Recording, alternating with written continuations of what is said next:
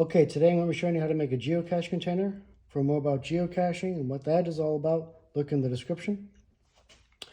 The materials you need for this are very simple.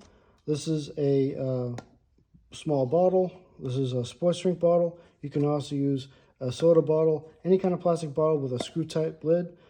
That's the lid, that's the important part. The only other piece of material that you need is a piece of flat plastic. This is the piece I'm going to be using today. But you can get flat plastic at a lot of different places. This is a piece of plastic I just happen to have in my recycling bin. This is some expanded PVC. This would work really nice. This is a piece of plastic from a sign that I got this piece from. You just check out your recycling bin and you'll be sure you can find some. You can also find a plastic drinks container like this. Cut the sides off. You get a nice piece of plastic out of that. It's not hard to find. If you absolutely can't find any plastic, you can also use something like wood. This is a heavy-duty paint stirrer. You could do this as well. Plastic is preferred because it's much better in the weather and it lasts much better against the elements. But wood will work if you can't get plastic. These are the materials you need, so that's nice and simple. For the tools, they're very simple as well. Scissors, a razor knife, some sandpaper, a small drinking mix container, and a popsicle stick for stirring. This is 2-part epoxy. I'm going to be using this today. You could also use this. I got this at a dollar store. There's not a lot of epoxy here, but there's at least enough for 2 or 3 or even 4 geocache containers. That was $1. So I'll be using this today because it's already open and I've had it for a while. The process is very simple. You start with a bottle, take your razor knife, and give yourself plenty of margin. Make sure you cut the bottle, not the fingers, but go through and you cut the top off the bottle, just like this.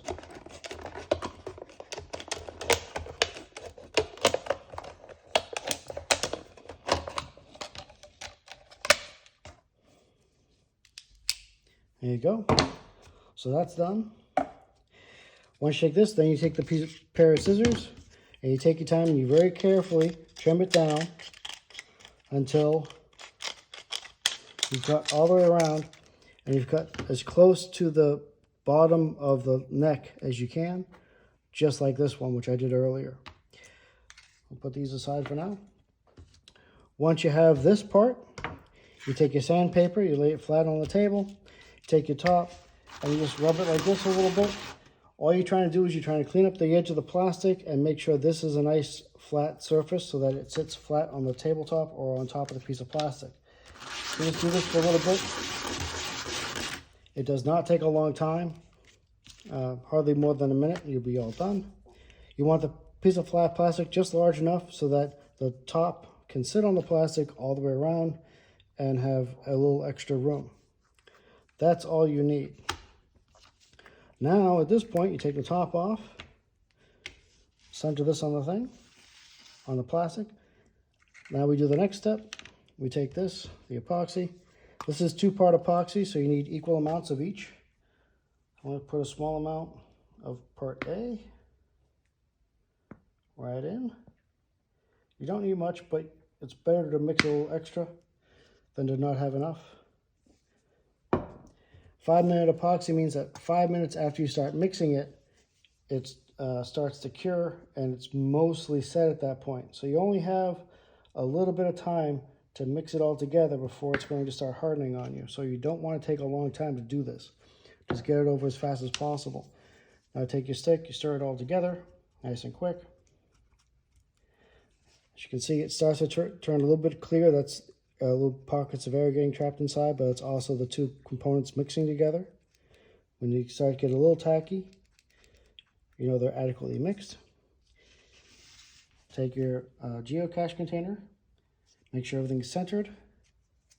Very carefully, just pour it right into the middle.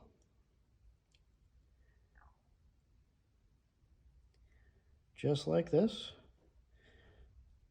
Make it stop. Put this over here. Okay. Now, this is all done. All we need to do now is we want to hold the base down with one hand.